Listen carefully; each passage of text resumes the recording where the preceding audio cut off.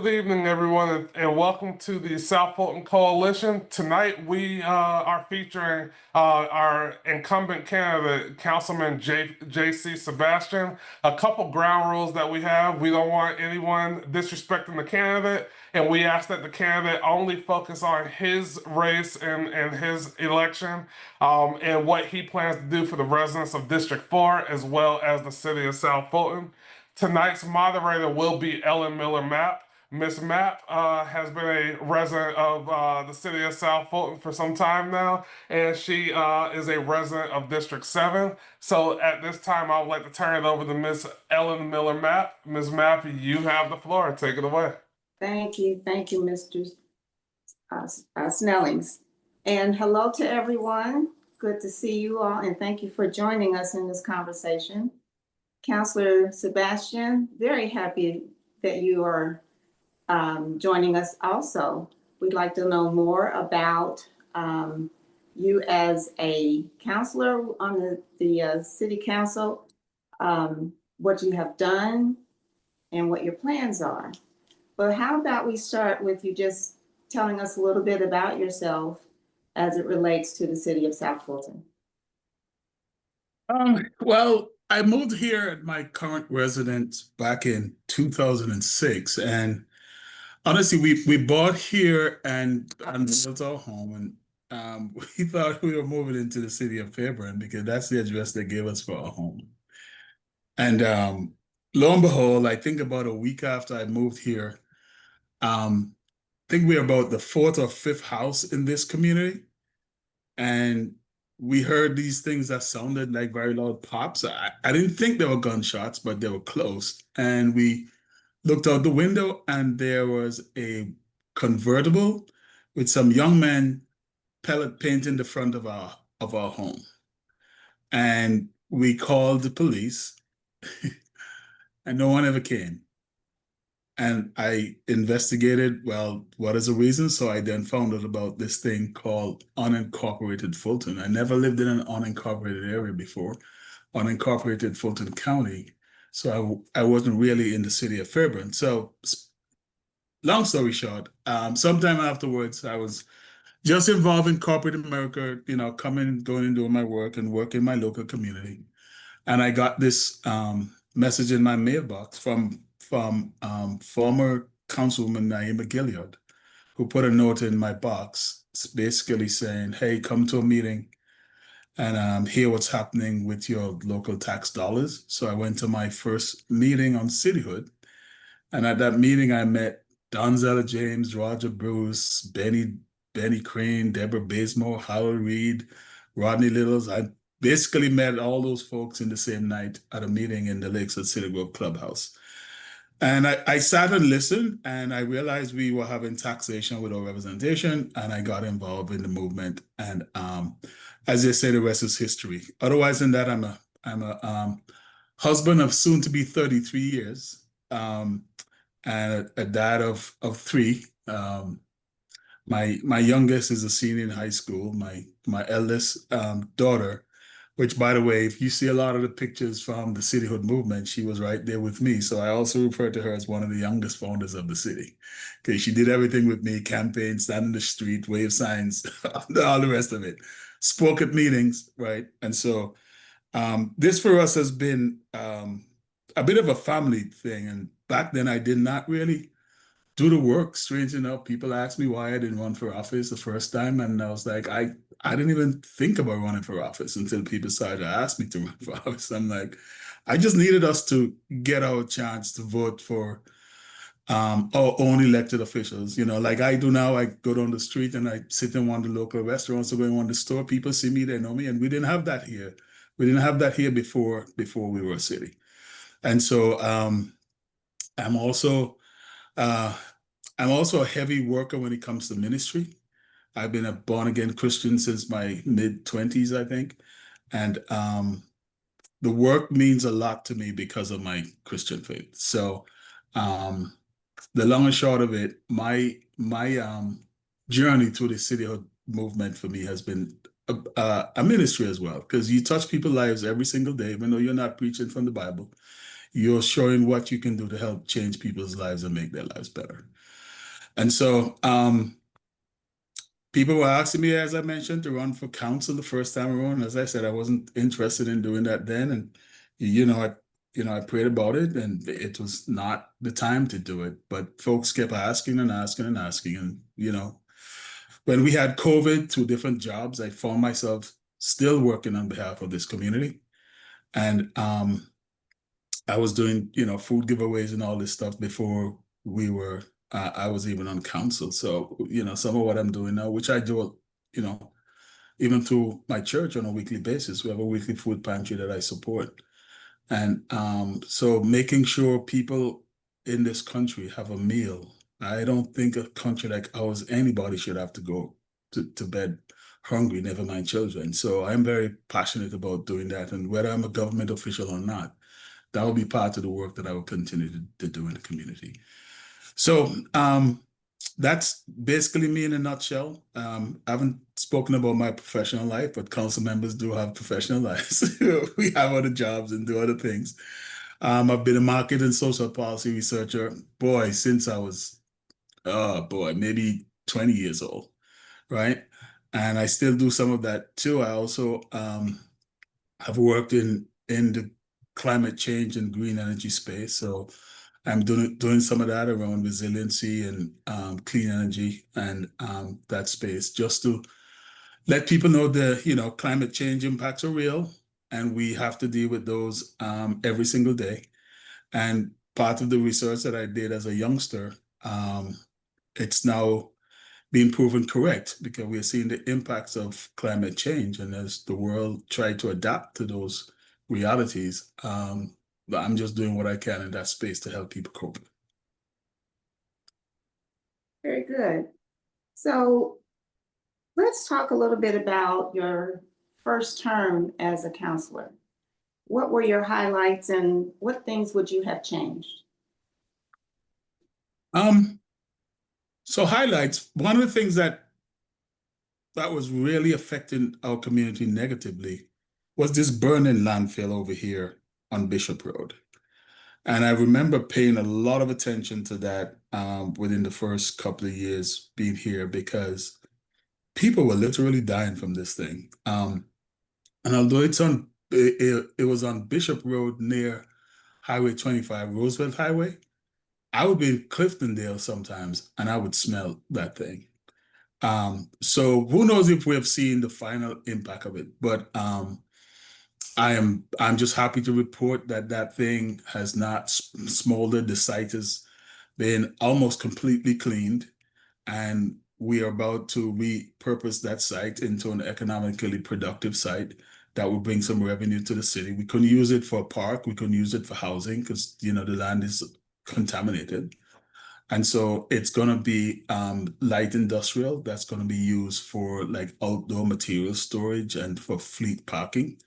Fleet parking meaning if Amazon or Walmart or whatever has an extra set of trucks that they only use like on holiday season, and they need some place to park them for months, they'll just park them in there. So it's not a truck stop, it's a storage, will be a storage sites for extra vehicles for companies. So that's one of them. Of course, we haven't really started this project yet, but a project that's going to be coming online sometime this year. In District 4, we're the geographically largest district in the city. I don't know if you're aware of that. We're geographically the largest district. We are the greenest district. We are the most populated district. We had to give up 2,500 people after we did the redistricting after the census. And but we don't have a place where we meet. So when we have anything when we have community activities, or we have, like the food giveaways and whatever, we have to do those outdoors. And so one of the things that I'm most proud of is my colleagues on council and the city officials, city management, recognizing the need for a center out here. And so we will be starting the building of a community center at Cedar Grove Park, which, by the way, many people who actually know where that park is don't even realize that that park is almost 14 acres. They think it's a small park because of the clearing, that's there, but it's much larger than just that clearing. So we'll be putting between an 18 to 20,000 square feet building out there with a pool, a dog park. It's gonna have a kiddies play areas, outdoor pavilions, where families can just come and hang out and have a picnic. I think I mentioned the dog park, some additional tracks where we're going to build in between the trees. So we're not clearing out all the trees. We're going to have some walking paths throughout the trees, lighted paths throughout the trees so that people can, take their exercises and walk through the paths. And eventually connecting up Cedar Grove Park with Cedar Grove Village Center, that's coming down at the end of the street, which is something else that's going to be a mixed-use development right there. We'll probably have the groundbreaking to that happening sometime in the next couple of months, right? And it's going to bring a lot of the things that this community is asking for, some additional restaurants, some additional spaces to meet, places where people can gather and socialize. Because if you talk to the average resident in District 4, they're saying we are driving every place for everything. And while the public plaza is across the way, and we do still support it because the city of South Fulton, and yes, we support Union City, we support Fairburn, but we still have to go too far, even to sit down and have a decent meal. So we hope to change some of that. We hope to get a small grocery there, and even just diving into a little bit of the future. That's one of the things that I'm pushing very hard for, because District 4, we leak a lot of money out of District 4 to other places, including Peachtree City, Douglasville, and places like Tyrone, where we just go and shop because it's easier, it's less traffic than going into the city of Atlanta. And so those are some of the things that we're doing. We're working on our future land use map right now. I started the farmers market out here, which I'm really, really proud of, thanks to the partnership with Your Fate Farms and Dr. Patrick Mohammed, who's a District 4 resident and the principal of Chattahoochee Hills Charter School and a farmer. And one of the reasons why I wanted to start the farmers market is to bring more attention to farming in the area, because we do have farmers here who operate, but there's not much of a market. And we know that we can revive and have the agricultural industry grow out here because we have the space for it, we have the people who can do it, and we have the largest young farmers program right here in Creekside, which is also in District 4. And our size, of course, means that we have 2 school clusters in District 4, a Langston cluster and also Creekside cluster. They're both in District 4. So I work very closely with those schools to try and support those school clusters. We also have Arlington Private School that's also within District 4. And we also support kids down to Global Impact Academy and also Chattahoochee Hills Charter School, where a lot of kids from District 4 and the rest of the city of South Fulton actually are students at the Chattahoochee Hills Charter School. I'm also very proud of starting things like the Autism Fest, which we just did for the 4th year. Oh, I'm sorry. That's my wife is cooking dinner, but we have a sensitive smoke alarm thing. So hold on. Honey?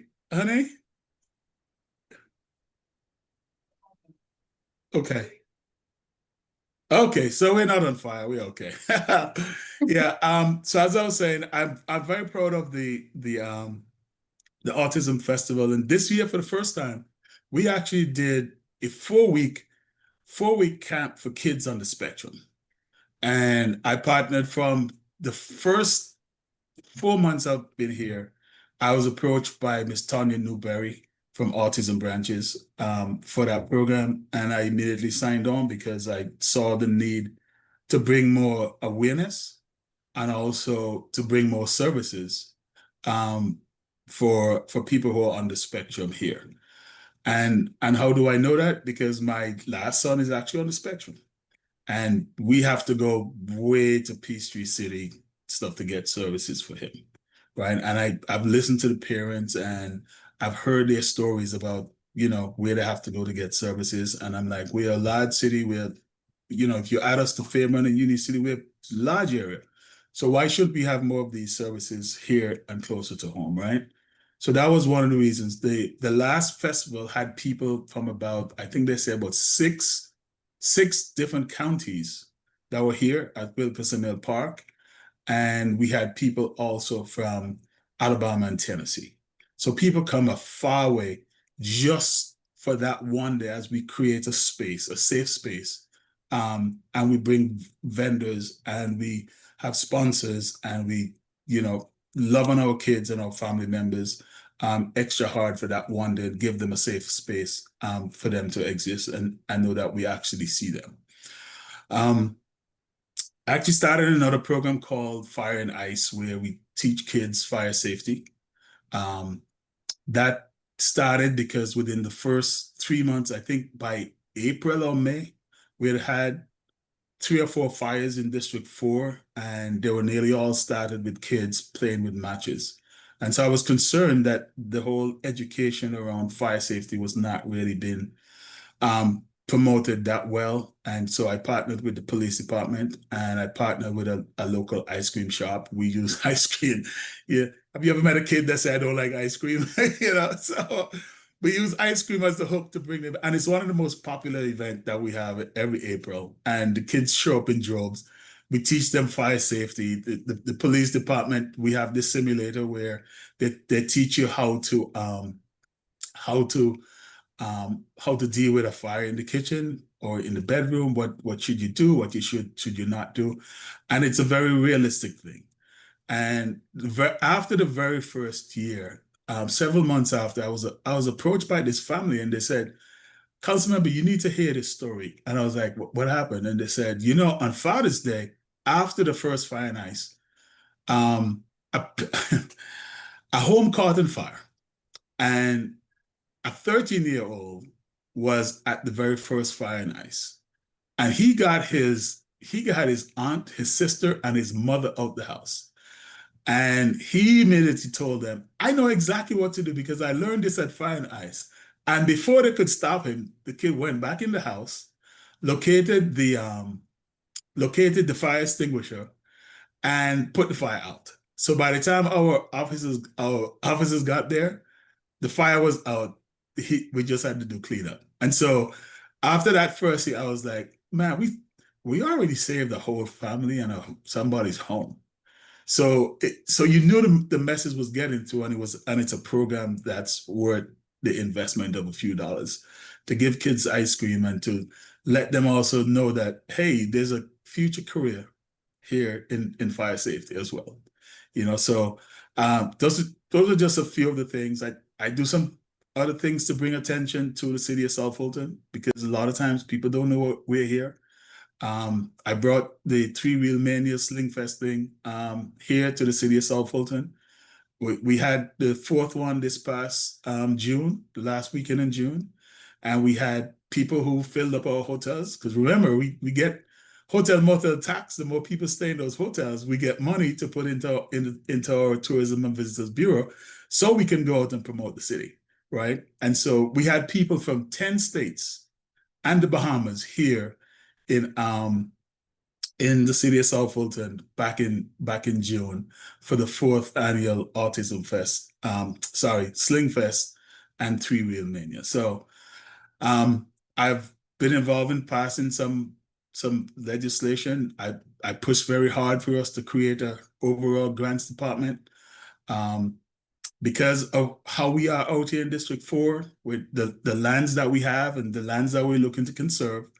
I really wanted us to join the land bank. There were some efforts before, but when I came in the door, I just helped to push that across the finish line. So we are the third entity with Atlanta, Fulton County, and City of South Fulton to join the Fulton Atlanta Land Bank.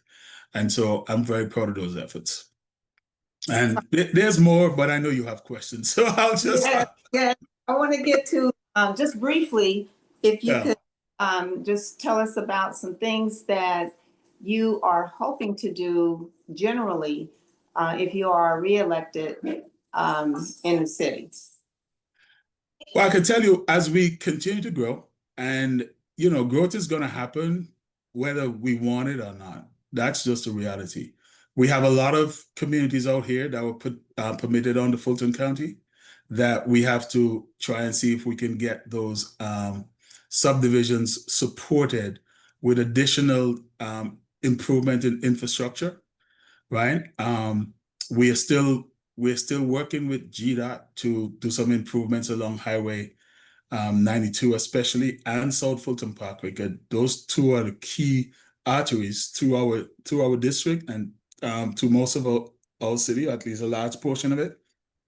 And they happen to be the two that probably have the most vacant land that touch those things, even though a lot of that is in Union City in certain areas. But as we continue to grow, we have to work with our state partners, our state elected officials, and we have to make sure we let them know that the needs are here. Because it's one thing to know the needs are here, but it's another thing to go to the table and to ask folks to help you do this work. A lot of people are not aware that we can't tell people we're not going to do approve a project because of traffic. It is not a legal reason, right? We identify the traffic issues and we work with everyone to mitigate those issues, right? But we just cannot go to the table. It's not legal to go to the table and say we're not approving that because of traffic. We'll get sued for that, okay? And they will still do the project and we'll still have to pay money. So we are working and hopefully even establishing even closer relationships with the cities around us, especially Union City. I know Union City is doing a study right now on traffic. We're not too far behind. I have had GDOT meet with our city management team. We have a new board member now in GDOT that I've brought out here at least 3 times, maybe 4, just to take a look around, even at different times of the day to see what traffic is like and some of the challenges we have. And so I am optimistic that if I'm reelected, we'll be able to bring more people into that conversation. I'm hoping that we will get to do an access management study of South Fulton Parkway in conjunction with Union City, right? That's one of the things that our GDOT folks are recommending, because GDOT has only done 2 access management studies in the history of GDOT. One, they did it for South Fulton Parkway in 2011. And I read that report, and unfortunately, a lot of that stuff was not implemented. Of course, it was before we were a city, but a lot of it was not implemented. And I would dare say that if a lot of that was implemented, we probably would not be facing some of the challenges we face today. However, we need to refresh that study. And so I'm hoping that the city of South Fulton and Union City can take the lead in doing that and leading the others, mainly I think Chattahoochee Hills and Palmetto, and I think College Park have a little bit of the parkway as well. So I'm hoping that we can take the lead with Union City and do a new access management study so we can determine as a region how we move people efficiently across this area. Because, unfortunately, when one gets on the road, they're not thinking traffic is bad right here, it's in Union City, traffic is bad, it's in the city of South Fulton. They're just saying traffic is terrible, right? So our responsibility is to help figure this out. And of course, on local roads, we're doing the best we can as a city. That's why we're building all of these roundabouts to keep traffic moving, okay. Right? And so that's one of the thing I didn't mention. I actually got hit at the corner of Rivertown Road and South Fulton Parkway. I was at a stoplight right there when someone ran into the back of my car, right? And so for me, doing these things where we improve this traffic along our local roads, where we have control and where we can build out the infrastructure to make sure we're not only getting stuff here, but we're also keeping people happy as they move about the area. I want to touch on another subject, and that's the subject of civic engagement. this forum here that we're having is one way that citizens can get to know and speak to our counselors. But I'd like to know your thoughts on how civic engagement can increase and why it's important to do so. Yeah. Well, at the end of the day, we're elected, but we're elected to serve our community, right? And my wife said to me about a year and a half into my term, she said to me, you miss campaigning, don't you? I said, yeah. And you know why I miss campaigning? Because no, I was having to be busy doing the work. But what campaigning does for me, it gives me the opportunity to talk to residents on a one-on-one basis. So I love going door to door. I love phone banking.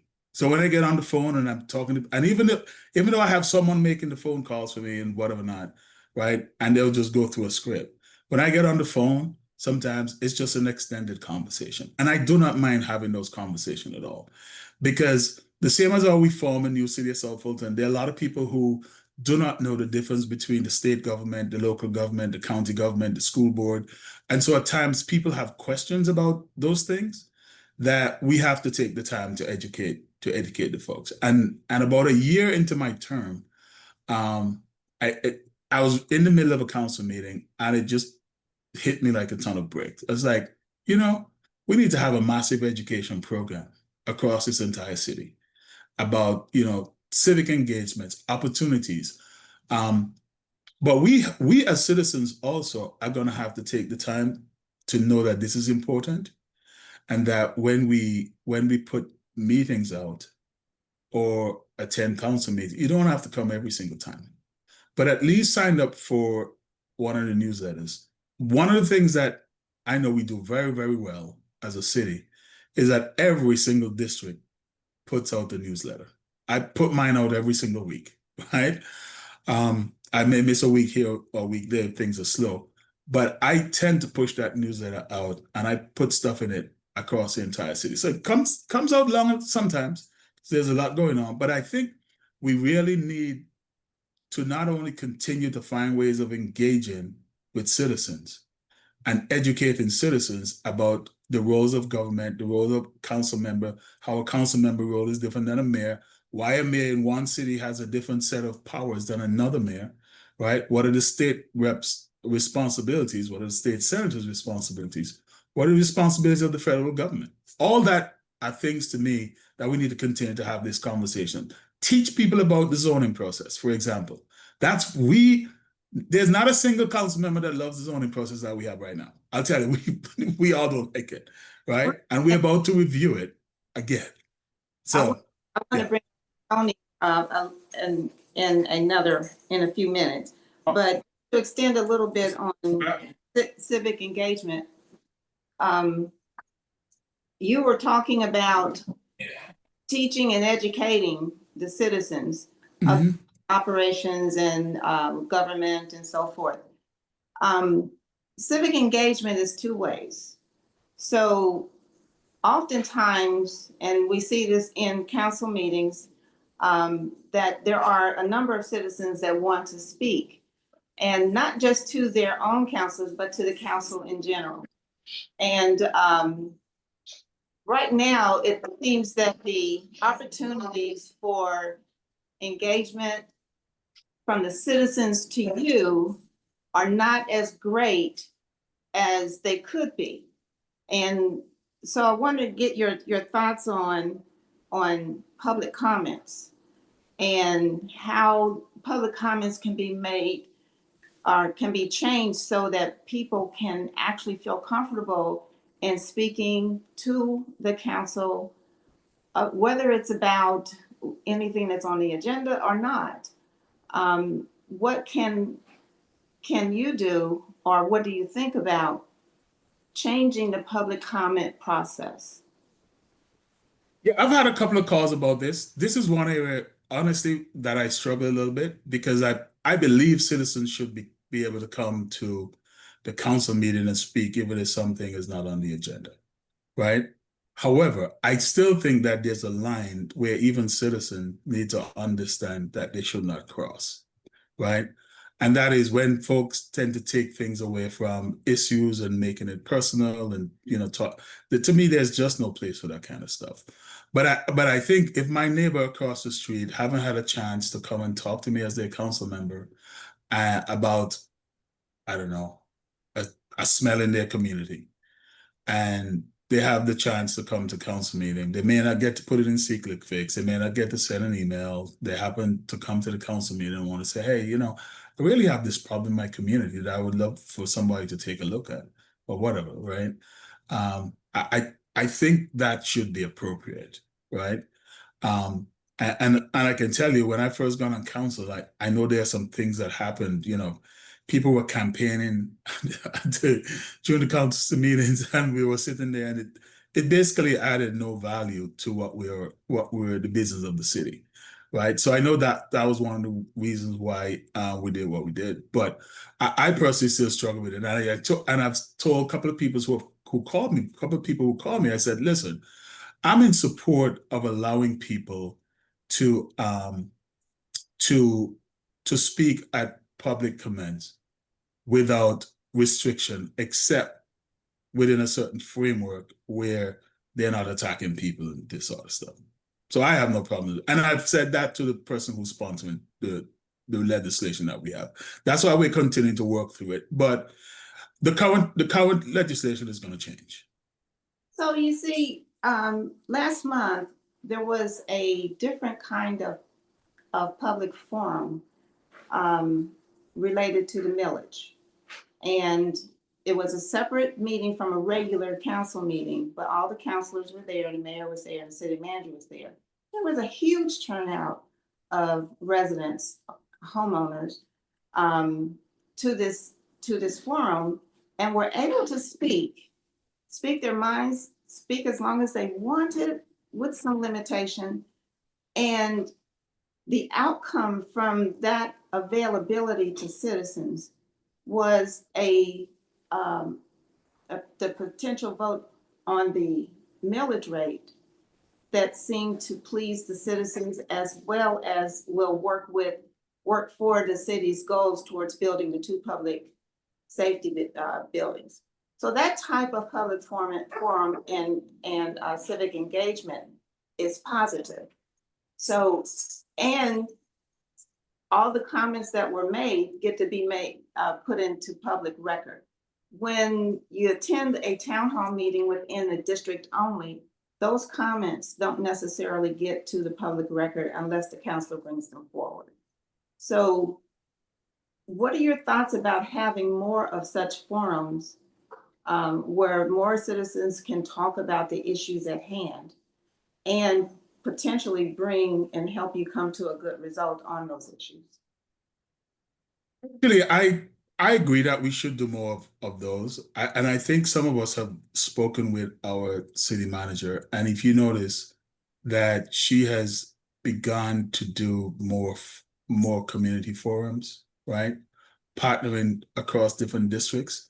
Honestly, the reason why we haven't had her out here in District 4 yet is just because we're waiting on this Fire Station 6 to be open, where there's a small community room where we can have inside forums. Because the last time we were doing community engagement around the park, I mean, we were in the fire station base and people were so hot, it was just uncomfortable.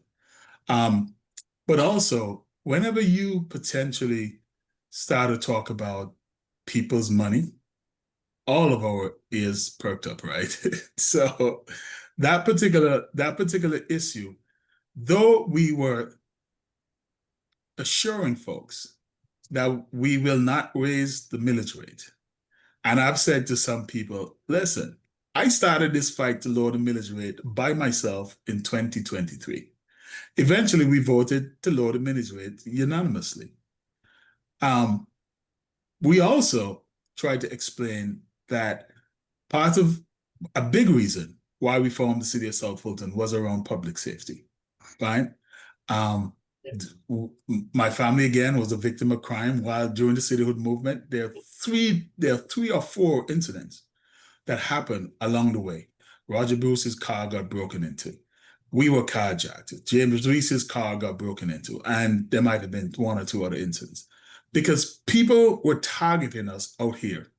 People were getting their doors kicked in out here because they knew when you called the police, no one was coming. If they do come, it's going to take them at least 45 minutes, right?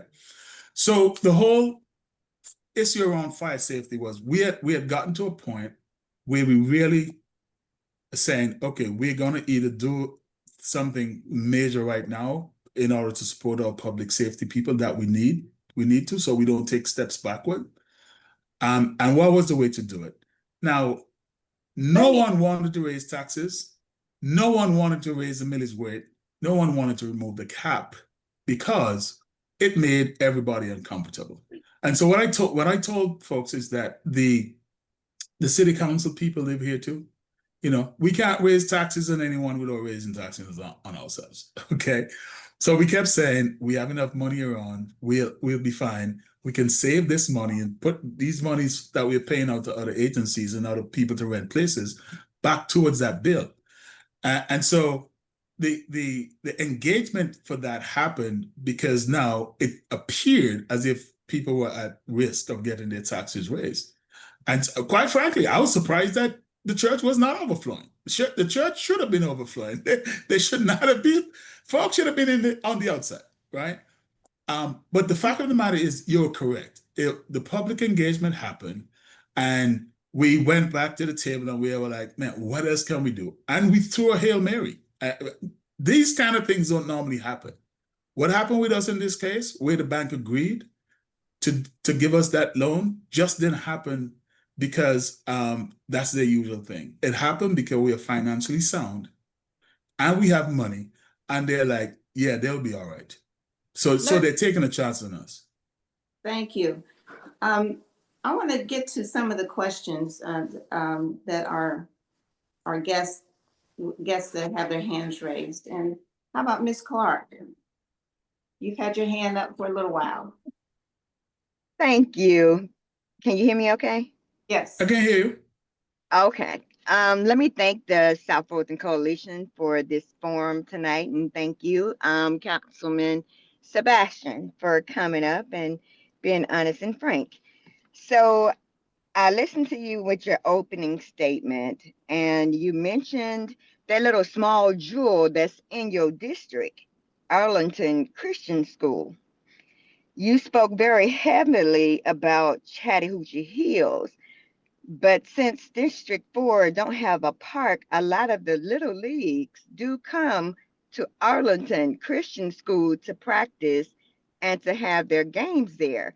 Have you met with the board at Arlington Christian School to try to build a partnership like you have with Chattahoochee? I don't really have a partnership with Chattahoochee Hills, and I have engaged with Arlington School, and I had a couple of town halls there. I know the leadership changed. We have been in contact with the leadership over there. I have not met with the board, but District 4 does have a park. We have two parks. Wilkinson Mill Park is in District 4. And we have flag football program and softball program run out of District 4, run out of Wilkinson Mill Park. We just cut the ribbon on a mini soccer pitch over there at Wilkinson Mill Park. As a matter of fact, I believe it was in 2023 that the Arlington School won, I think, 2 championships. The girls basketball team won one, and I think the boys. And so I was Absolutely. there with them, and we did a little parade, and I gave a proclamation and all that, right? I was there speaking at their career day early this year.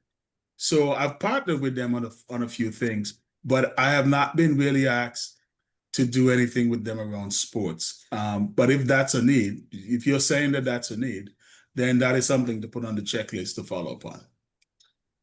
And it is. And if you didn't know, they have a lot of acres back there too. Mm-hmm. I'm aware. I'm aware So, how big the facility is. and land that can be used for something. If get with the board since y'all want to build in District 4, because that is a small jewel that a lot of people don't know about. My son just graduated from there in 2025. Okay. And I think a lot of people drive by there, don't even know it really exists, but it does. Mhm. As a matter of fact, we're doing our review of our comprehensive plan and our future land use map. And I think I asked staff to put that area into a zoning category, to suggest it goes into a zoning category. That's going to keep that to be a facility or institutional type. So we don't want that facility to go away. But it's a work in progress, and we'll see what happens. But you'll be surprised as to how fast 4 years go by. Okay. And it does. Yeah. So I've tackled a lot of things, but I have to admit I haven't tackled everything. I've just nibbled at certain things, but there's much more to come. Okay, my last question.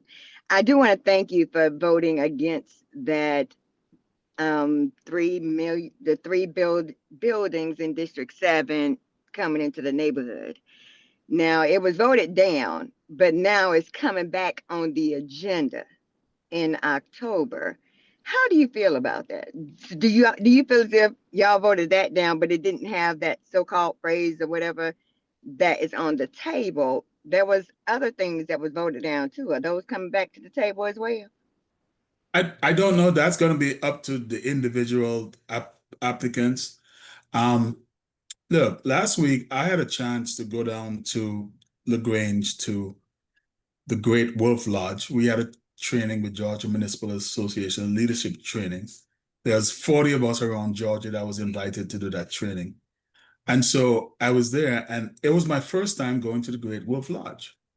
And I got off the highway, I made a right turn, then I made another immediate right, and the facility was right there. Beautiful facility, lots of hotel rooms, water park, and all of that. And I was like, oh my gosh, this is exactly, in my mind, what I have kind of suggested.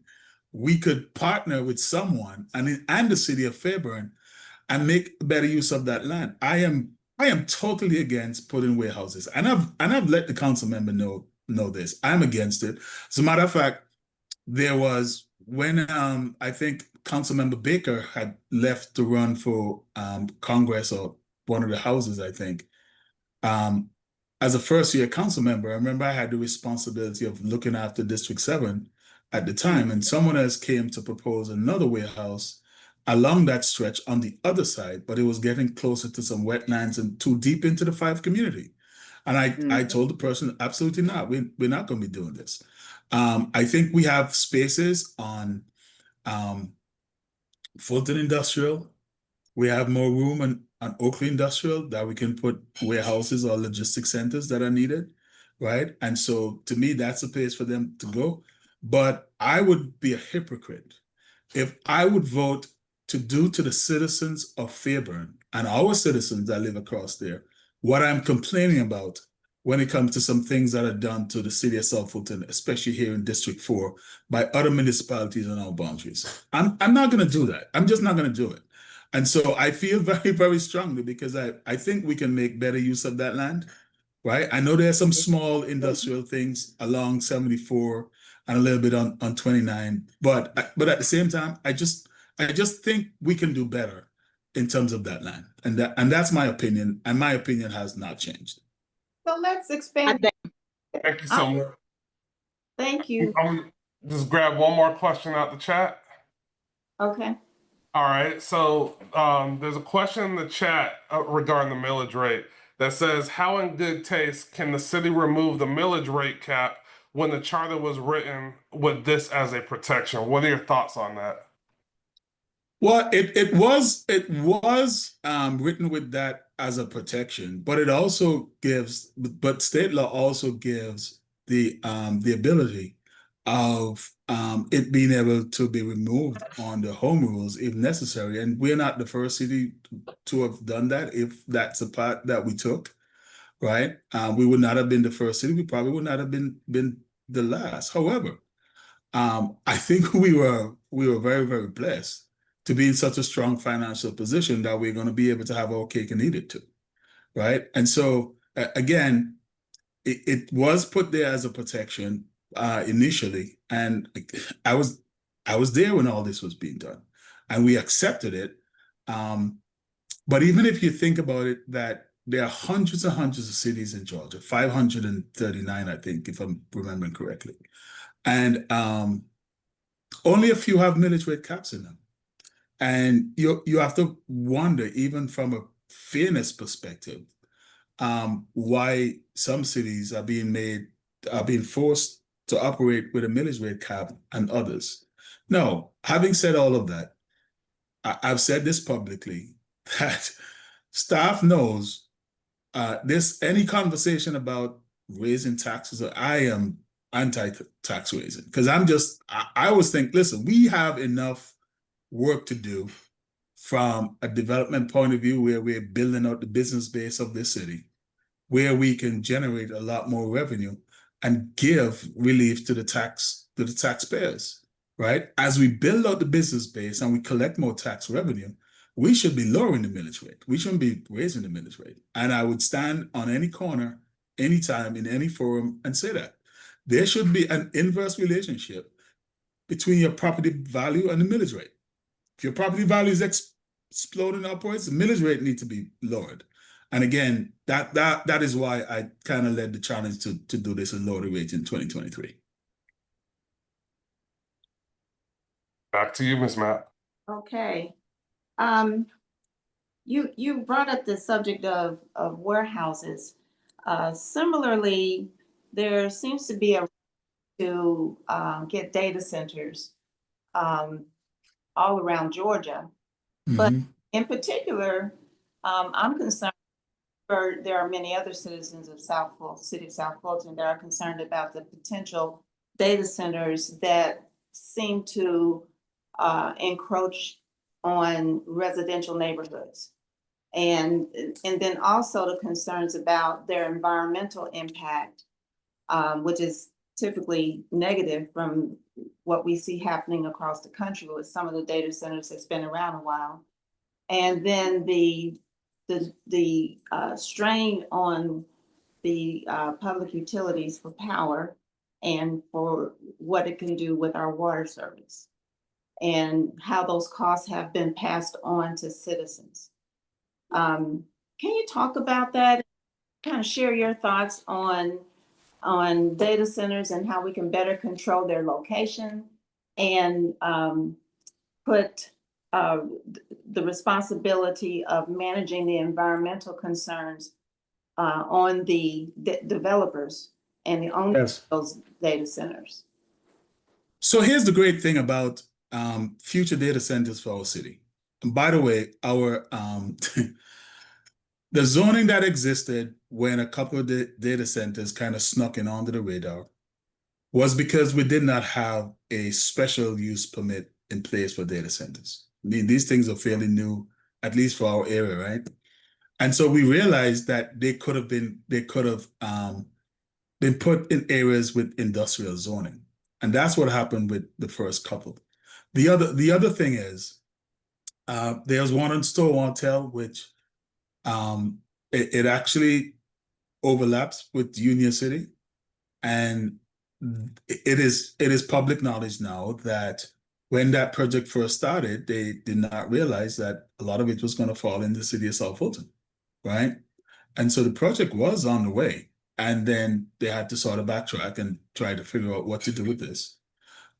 It was not a project that we could stop, but we had to see what we could have done to sort of mitigate the impact on neighborhoods, right? So we have very strict buffer rules that we now have. And for future data centers, they have to come before mayor and council through a special use permitting process. I don't think any other city, or at least we were the first to implement that process for data centers. I've had several conversations with Georgia Power and with Greystone.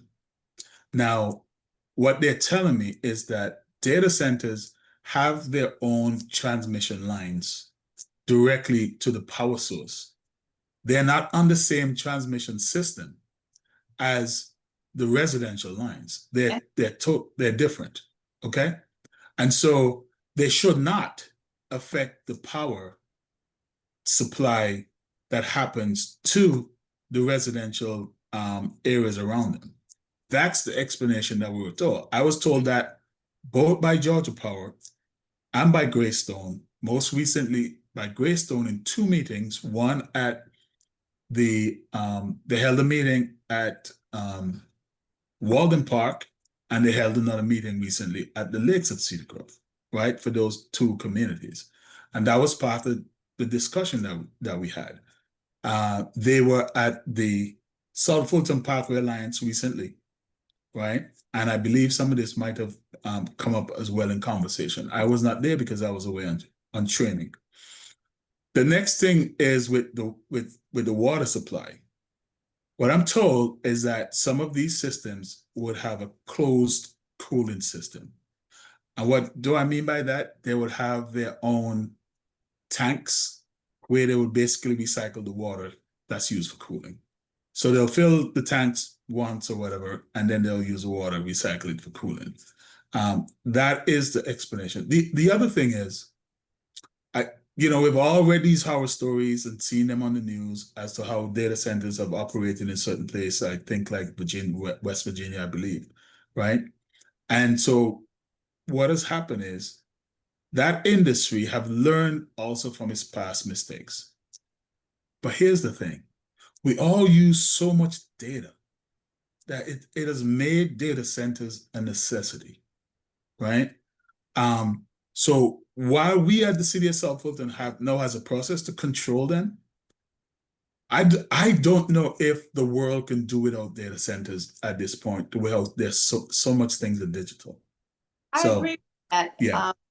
And the way technology is moving forward, of course, we all use it. I think the concern is where they're being located. And, even with having a buffer, or whatever you decide that buffer should be in the special use permit, anytime it's close to a residential community, the risks are going to be greater if there should be a problem within the center. And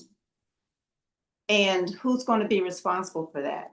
So I think that as council is approached for the zoning of such data centers and permitting them, that greater consideration has to be made towards their location so that they're not close to residential centers.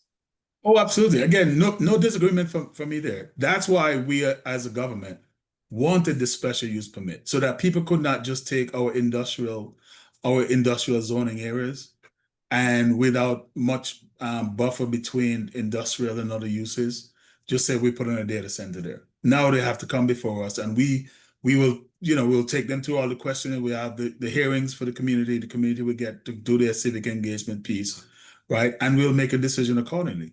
So it's a much tighter process than what has existed before, and I think what is existing in other cities. Okay. And speaking of permitting warehouses and so forth, I like the point that you made that we have Fulton Industrial as an industrial center, and that there are potentially lots of parcels available along Fulton Industrial, that zone where warehouses or truck parking or anything to serve those types of businesses, where again, they don't have to be in areas that are close to residential communities. I was part of a community issue where along Highway 29, a developer wanted to put in a warehouse truck parking type of situation. And there are residential areas within the limits of where they can be, where a warehouse or trucking can be placed.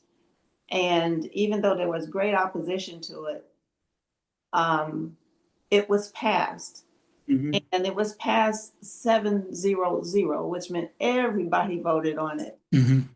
It also created a traffic risk and just a number of concerns. It's going to be located at the intersection of Spur 14 Exchange and Highway 29. What we learned about that in one of the meetings that the last meeting, in fact, that the developer and their lawyer had with us is that it was quite a heated conversation between all the citizen participants and the developer, is that those discussions had already occurred and that the voting process was a matter of ticking off the box. And so we learned that there were some agreements made prior to the citizen input that assured the developer that it would pass. Tell me about that type of process. First of all, my votes don't check boxes. And on that case, I did not engage with the developer at all, right? Right. It's not something that was in my district. It's not something that I felt at the time that I needed to get involved more than looking at the documents and looking at the process. I'll tell you a couple of reasons why I voted for that thing. First of all, comparatively speaking, it's a very small structure. It's like 185,000 square feet. You also have along Highway 29, you also have other structures that are similar to that, because Highway 29 have this weird mix of industrial, commercial, residential stuff, right? And so it's almost that if you're going to find one of these facilities to approve, it's a small one. It's at the junction of two major highways, right?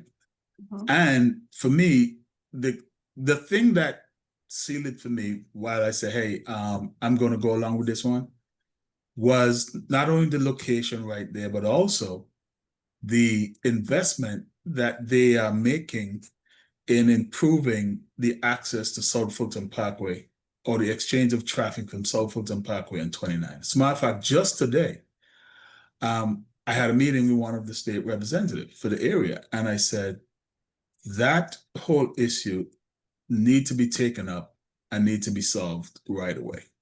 Because we all know that it's been an issue there, right? It's hard to get on, it's especially hard to get off, right? And there's been a large number of traffic crashes there, including. Right. So it's with with the knowledge that that junction is going to be improved with the warehouse being a small one, and because it's not the only one on the stretch. In other words, it's not a case where you could totally prevent truck traffic from coming there anyway, right?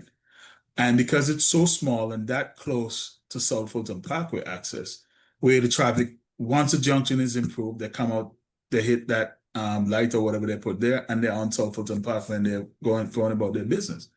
So it was under those conditions why I voted for it. But it's not to say we did not hear citizens' concern. That's why improving that junction became a key part of the deal. That had to be done. It just had to be. Had it not been for that piece, I certainly would not have voted for it. I don't recall that piece in the discussions. Mhm. There was large discussion on having a traffic signal of some sort there to slow the traffic, as traffic is moving at 50, 55 miles an hour. And that's a posted speed limit. It's just also about the process. So if there's going to be change to the intersection, it's got to go through the Department of Transportation, Georgia Department of Transportation. It's also a federal highway, and then it shares the boundary with College Park and City of South Fulton. So you have all these entities involved. Mhm. when and how did they decide that the entire exchange has to be improved? I didn't hear that discussion. Yes, there was some discussion during that process that they were going to be putting some money towards that project. It is one of the areas that I know we are talking to GDOT already about, right? I know Councilmember Willis and some of the other council members that are close by, just like I do for 92 South from Parkway 29 and 154, have conversations with GDOT and their state representatives all the time about doing these traffic improvements, right? Because I know you mentioned federal, and I think they're both state roads, if I'm not mistaken. But I hope it's not federal, because you're right, that would be whole nother issue. But I believe they are both GDOT Highway 29 and South Fulton Parkway, 2 state roads. So, and we had we have a GDOT board member that I think is a little bit more involved right now in what's going on in the South region here than I think we've had in some time. So I'm personally excited about the possibility of continuing to work and make closer partnership with GDOT. Okay. I see Phyllis Reed's hand up. Would you like to express yourself? Thank you. Ms. Reed? Ms. Reed, you should be able to unmute yourself. You have the floor. Thank you. Okay, hello, can you guys hear me? I hear you. Yes. Oh, okay, great. Okay, thanks. Actually, I have a two-part question. This is first dealing with impact fees. Councilman Sebastian, can you explain what impact fees are? So impact fees basically is when a developer comes to and propose a development, we look at what are the conditions around that development. We look at maybe some of the public infrastructure that might need improving. So, and even though those improvements may not be directly on the project of the developer, we're like, well, because you're here in the area, we may have to pave this road because you're going to improve the traffic. Then we will look at that and we'll say there's a certain charge that's going towards the developer, and we use that money for public infrastructure improvements. We have something that's going through the works right now. It's not perfect, but it's coming. But this the city council have finally take on the task of making sure that we have some sort of impact fee structure so that we can not having to have the public pay for things that we believe that some of the developers can help us with. Now, there's a fine balance, right? Because the bottom line is people do business to make money. So it depends on the structure of those fees and the amount, whether we remain or become an attractive place to do business. And so whatever we come up with, hopefully with your engagement, it will be something that the public would be satisfied with, and the development community will also be happy with, that we can get these impact fees in place to help us with some of these improvements. So how soon are you guys looking at implementing that? And how are you guys gonna, when I say you guys, mean the council and the mayor, how soon are you looking at implementing? And when you're talking about coming up with the structure, whatever, how are you guys gonna go about deciding that? Yeah, well, we have the experts working on this, and there's going to be a recommendation presented to council in October, and we will look at it. We'll do the usual thing, go through having the meetings and discuss and ask questions, and we'll get feedback, and we'll see what we do based on that. But it's a process, just like any other legislation that has to go through a process, and we talk about it both as a community and as mayor and council. And we make a decision. And again, if we put something in place, and if it's not perfect and we realize that it's not perfect, hopefully we have the opportunity to come back and tweak something, but at least we would have started the process. And I did a piece of legislation just last month that kind of slid under the radar a little bit. that we were having these issues. I'm sure y'all have experienced a developer comes in and they build a community, they put in a turn lane, and then you're driving in the area and it's all wonky, it's not level, it's bumpy, and it's not the quality as the road that was there before. The legislation that I did basically is having staff inspect the area before, during, and after. And if the project has caused damage to the road, they will just be responsible for paving the road to bring it back to what it was before the construction process happened. And council approved that 7-0, I believe, in the meeting that we had 2 weeks ago. Okay. Now, my other question is, and I'm asking this of all candidates, have you received any type of monies or campaign contributions from developers and builders, and also from the law firms or legal individuals that are representing developers or builders? Question. Law firms, no, but I know that a contribution was made by the Realtor Association of Atlanta. They just call me out of the blue, but again, I am not, whether you donate to my campaign or not, I treat things the same way. Is it legal? Is it good for the community or not?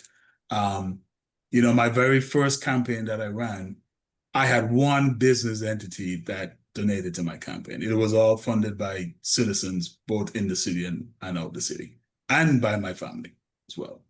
So to me, it makes no difference, really. Okay, so you don't see it as being a conflict of interest? Because of the gravest concerns I've have is the way these developers, and don't get me wrong, I'm for development, but I'm for it in the right way. The way these developers come in, they're stacking houses, townhomes, homes, apartment complexes, and we have a 2-lane street, and I'm gonna call it out, it's Campbellton Road. Then we have Fulton Industrial, and then we got Cascade Palmetto Highway. And the traffic, you can see during the busy times of the day, traffic will be backed up from Fulton Industrial, going down Campbellton Road, all the way to Camp Creek. And it's just getting ridiculous. I mean, like I said, I am for development. I'd like to see at some point in time that the roads get widened, that we have bicycle lanes, because I am for being, protecting the environment. So, I mean, I definitely think impact fees should be in place. And I think these developers should be held accountable in addition to our council, trying to put things in place to protect us as citizens here in the city of South Fulton. Well, I don't disagree with you at all. And again, I don't do the pay to play game. I just don't. Whether people want to contribute to my campaign or not, it's just up to folks. But I don't cut deals with people. I just don't do that. That's not something I do. Even if I end up funding my campaign all by myself, me and my family, we're good. If it's the right thing to do, it's the right thing to do. But I agree with you that everyone needs to be held accountable. And we need to dictate what we want here and not just accept any and everything. That's why I go back to say that when we have certain lands, I don't think those lands should be used for warehouses, right off of an interstate. I travel a lot of places and I see they have development right on the highway, and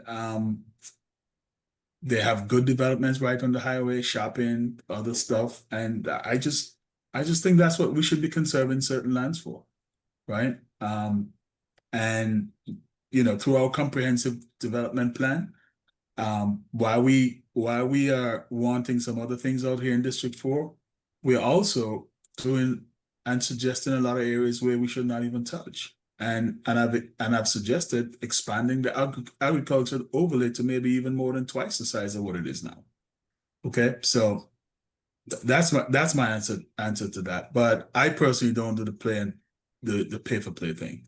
If people want to support my campaign, obviously, if we're having a current issue that people need to vote, I would say I am not, because just the appearance alone will not seem right. So I will not accept contribution from certain folks. And I've done it. And if perchance an issue comes up with someone who have contributed to my campaign, and this has happened since I've been on council, not with me, but another council member, we recuse ourselves from the process because that's what you should legally do. Counselor, what are your thoughts? I'm moving to another subject, but an important one. We don't have a city hall and we don't have a designated Main Street. That's been something over the years that citizens have asked for, at least the progress of planning or even dreaming about where we can go with this. What are your thoughts? Well, we have been dreaming and we have been planning. And I think even through the I think even through the process to deal with the public safety, we basically had 3 facilities on the table: the town hall, the city hall, the police headquarters, and the fire headquarters and public safety complex. We had those 3 facilities on the table. We bought the Fredericks building, which is a 2-story building off Fredericks Drive off Fulton Industrial. We did not do a lot of work on that, but we have the back office staff that operates out of there. We are still at 5440, where obviously y'all have seen that we renovated that building. That's where our council chambers is now at. So we have to stop moving around all around the city, right? So we're basically, okay, is it ideal? No, it's not. But we're okay with that piece for the next couple of years.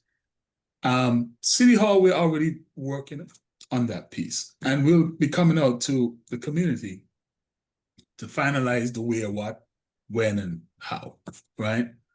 But that was the third facility that we knew that we were going to have to do. Now, having said that, because of the geography of the city of South Fulton, it is not perfect. We didn't start like, Fairburn started right there where the railway track is back in the day with, whatever they had to get by rail. Same thing. If you notice Highway 29 on those rail tracks, they basically run through the center of all these cities down here.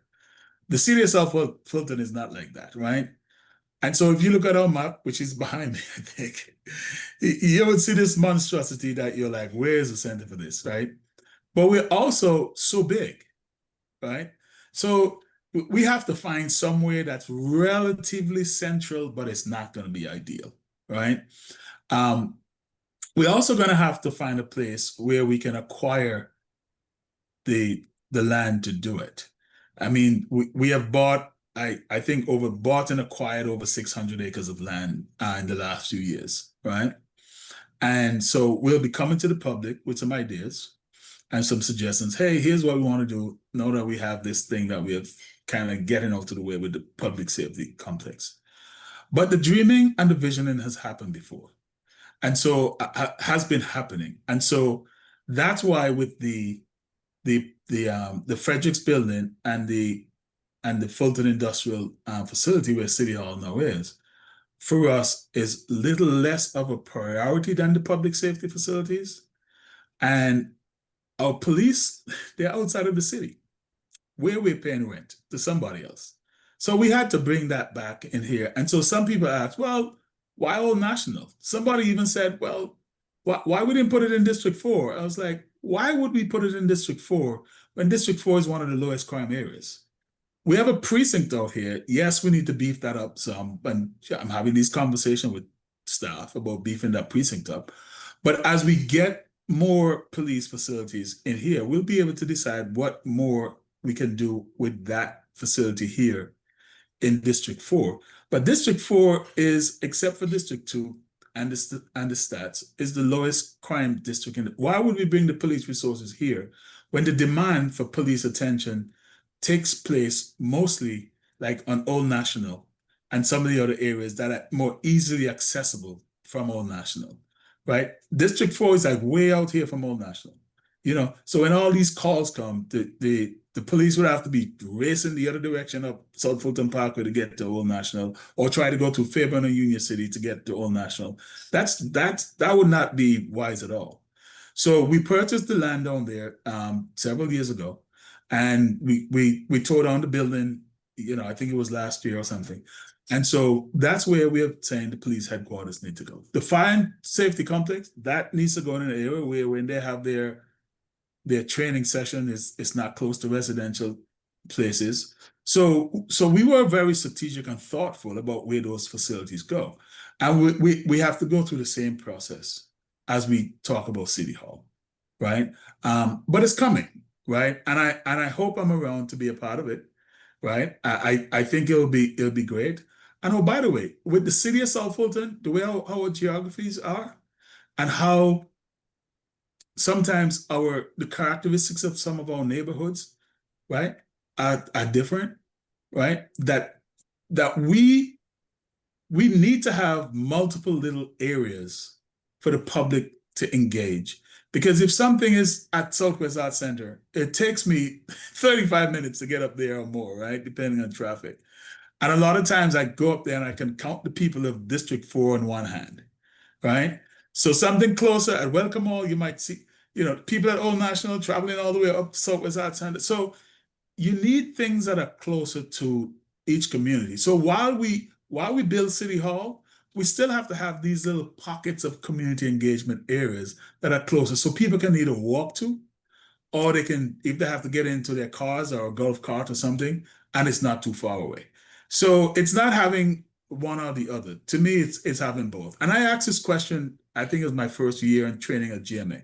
I said, have you all taken a look at the city of South Fulton geography? Where should we do the central areas? Or are we better selecting a place for City Hall and developing these small little town centers throughout our city?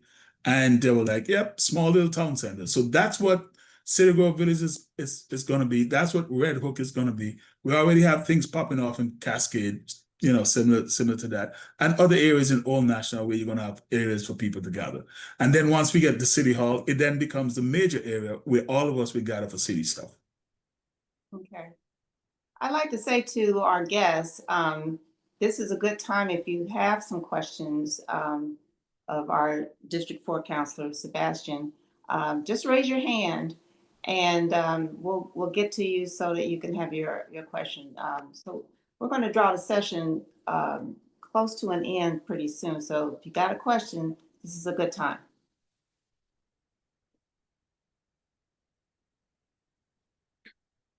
No one?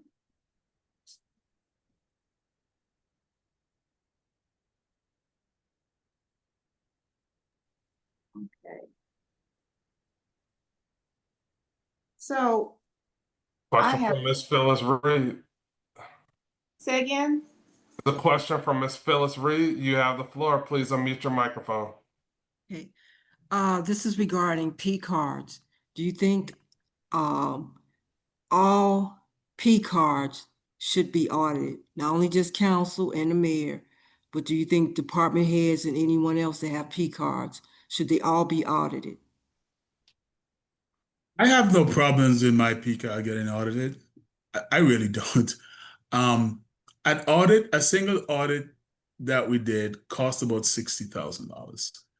And if you're going to do an audit, for instance, for my P card, what you're going to find is that over the first 3 years, I gave back over $100,000 back into the general fund. You're going to find I don't have a missing receipt, right? And you're going to find that I have not abused my P card according to the policy, right? So while I don't mind my personal P card, my Think P card being audited, it will feel like a bit of a waste of money. But if people feel comfortable doing that, I have no problems at all. I mean, it was put out to the public some time ago, all our records and whatever not. And so again, when certain things happened recently, I would tell people be cautious because you never know the explanation behind it. But try and get an explanation and hopefully it's reasonable. But certainly this thing about, like missing receipts and so on, we have had policies, we have updated policies. Things are much more strict now. And again, as a young city, and if you all heard the presentation from the person that did the audits recently, they're like, you guys are having young city problems when it comes to P-card. And they said in that report that they dealt with a city that's 30 years old that was still having some of the challenges that we are having.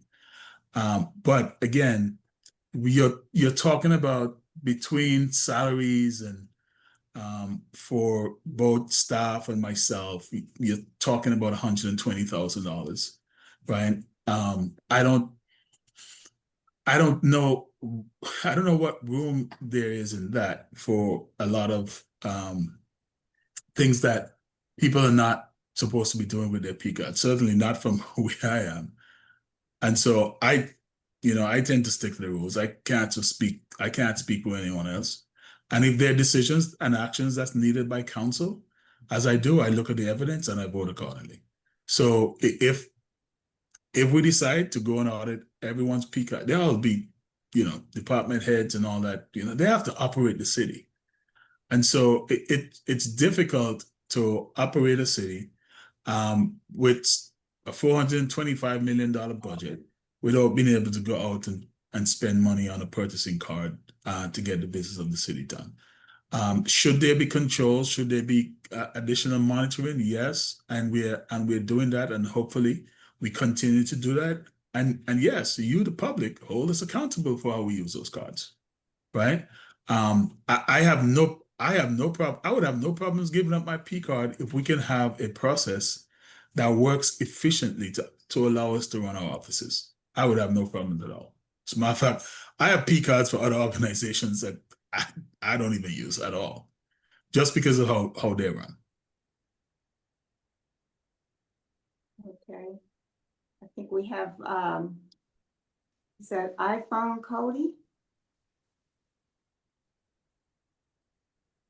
You want to ask a question, you can unmute yourself.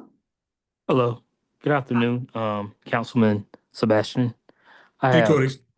I have two questions. My Mhm. first question is, how does the city feel about employee retention? That was your first question? Yes, and my Yeah. second question is, do the council members, do they read the exit interviews? Just looking at, the reasons why employees leave the city? Mm-hmm. That's a good question. Let me take your second question first. That's not routine. And the reason why that is not routine is because we are technically not responsible for staff. So if something happens where council have to get involved, is, whatever the thing is, and it becomes necessary that has to be shared with us, then it's shared with us on a case-by-case basis. We are all concerned about employee retention. The city of South Fulton, we pay well, and we have some of the best employee benefits. And we're even about to, I think we approved last meeting, and we are now in open enrollment again, where we are going into a healthcare plan that is very, very good. We also try to do things for our employees to help retain and to boost morale. But the bottom line is we've not going to sugarcoat it. We've had our political challenges since the city have been formed, and unfortunately things haven't gone exactly like how certain things should have gone, and that makes people nervous.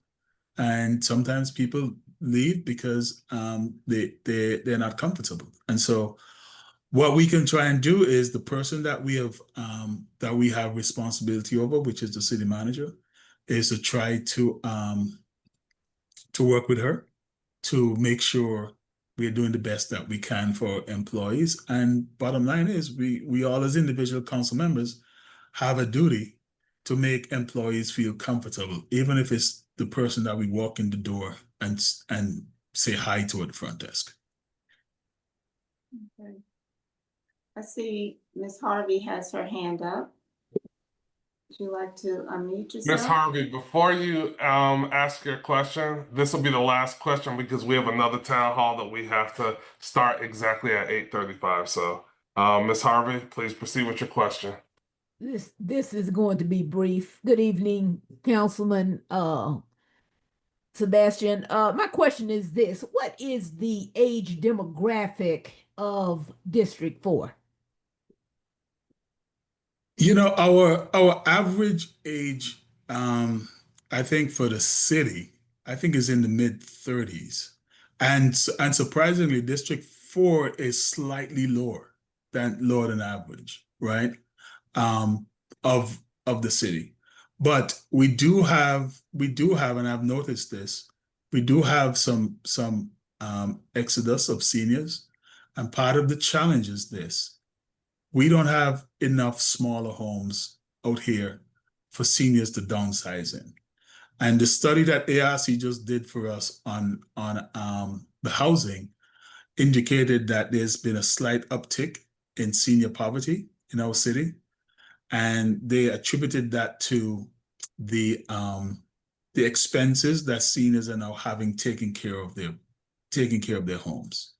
That's why in this year's budget that we just approved, I think we approved over $700,000 to help seniors with weatherization and home repair that I believe we're going to be running through some nonprofit agencies, right? But on the other hand, and I noticed this from our city's population pyramid table that I looked at about a year ago, and I saw, a population pyramid tend to just shape like this, almost like a triangle.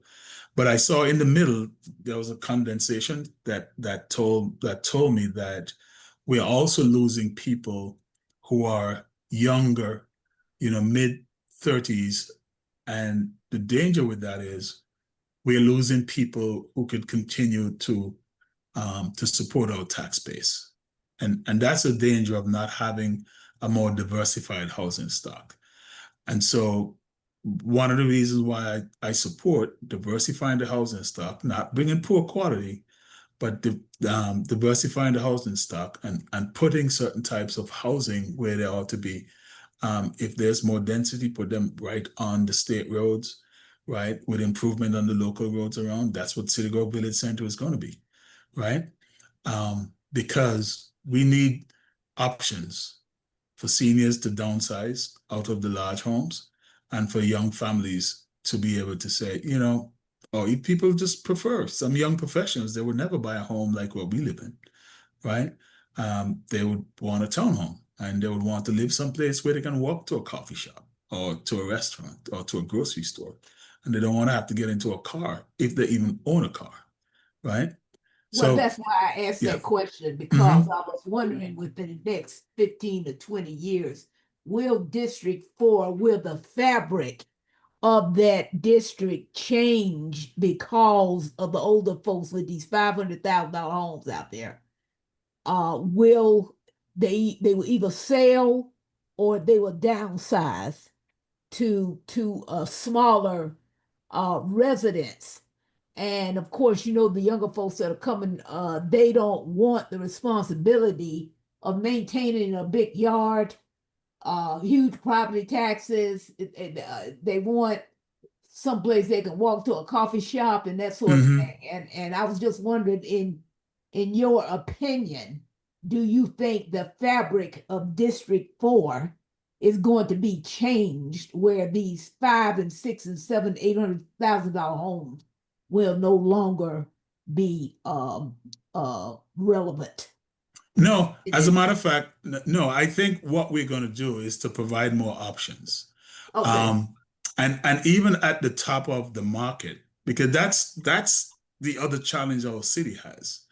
We have a lot of middle homes, those 4 or 5 bedrooms homes, 4 or 5, 600,000, right?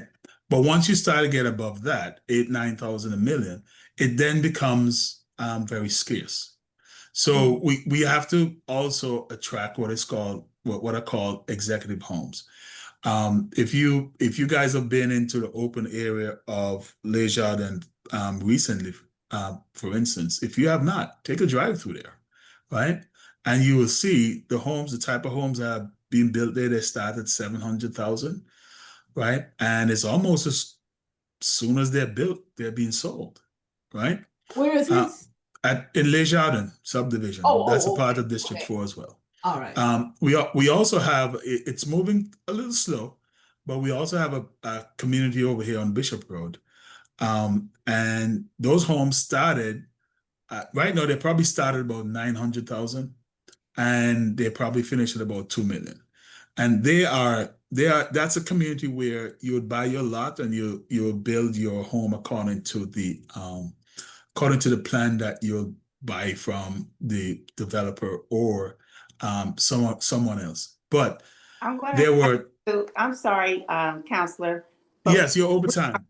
we have Yes, gone, I just realized that. Yeah, that's okay. We're getting a yeah. lot of information from you, and I certainly appreciate you joining us.